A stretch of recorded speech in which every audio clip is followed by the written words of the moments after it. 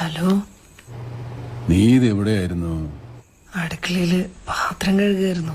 ആ, അവരൊക്കെ എവിടെ? ഉറങ്ങി. ഭക്ഷണം കഴിച്ചിട്ടാണോ കിടന്നത്? ആ, കഴിച്ചു. എന്താ ഉണ്ടാക്കിയേ?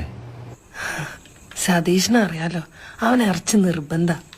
ചിക്കൻ ഉണ്ടായിരുന്നു ഫ്രിഡ്ജില്. കുട്ടൻ അയിലക്കുട്ടാനുണ്ടാക്കി.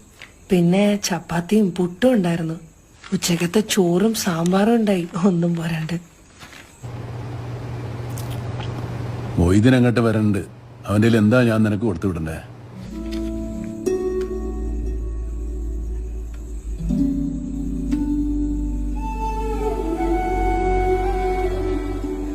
നിങ്ങൾ ഒരു ദിവസം ഇട്ടൊരു ഷർട്ട് പാലക്കാട്ട് കൊടുത്തു വിടോ?